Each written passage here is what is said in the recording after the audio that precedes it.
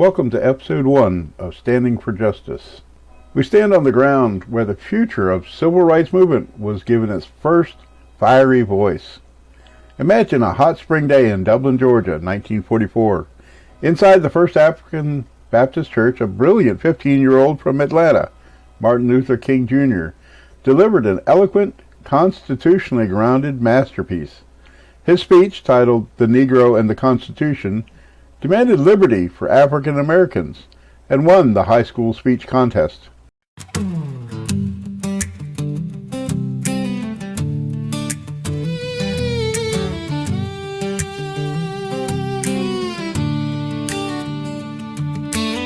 The Georgia sun hung heavy, steam on the old town square. But inside the First African Baptist, a different heat was in the air. A congregation gathered in their finest coats and dress to watch the children speaking, put the Lord's words to the test. Then a boy named Martin Luther, just 15 years of age, stepped up to the pulpit, turned the Constitution's page.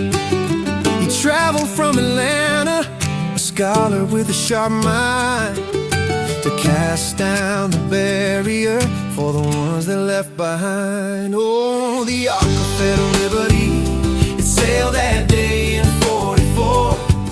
A bold young voice rang out from the shore.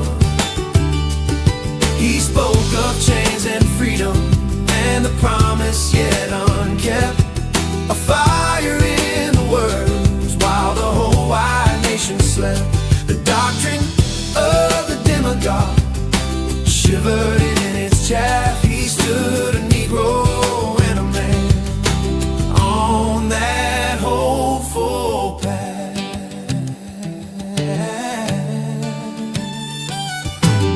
He spoke of Mary Anderson, the paradox she faced, honored with a laurel, then from a good hotel displaced.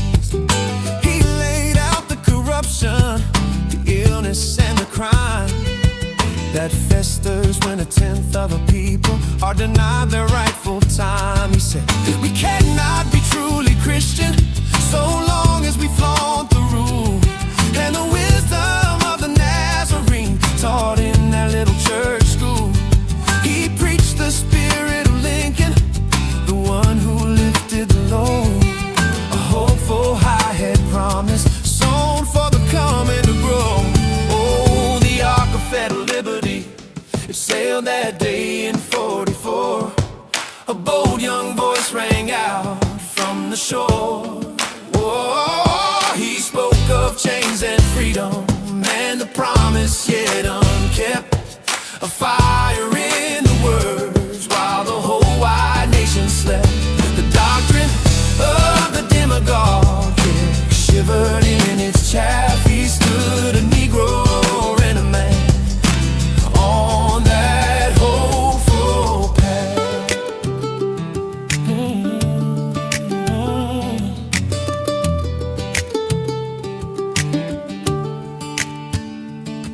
That journey on the bus, the trip they had to take, denied a prophecy for the victory he would make. They stood their ground that evening for the words he made so clear. The 13th, 14th, and 15th Amendments to banish all the fear. A new birth of freedom in her sons and her daughters.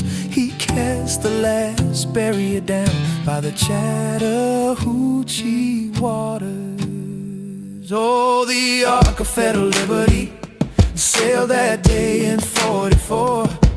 A bold young voice rang out from the shore. He spoke of chains and freedom and the promise yet unkept. A fire in the words while the whole wide nation slept.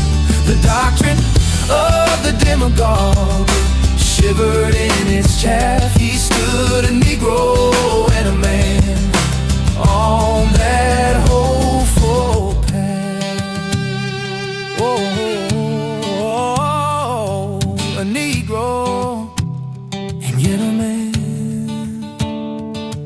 Dublin, Georgia,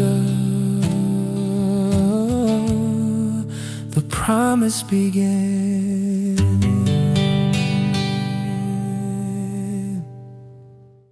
In the spring of 1944, 15-year-old Martin Luther King Jr.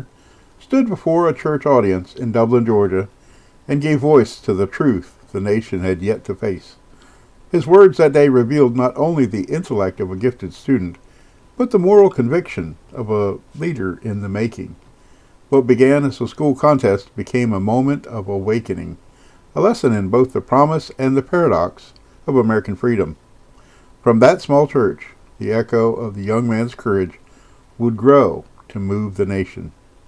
Join me at our next Georgia civil rights location as we stand for justice.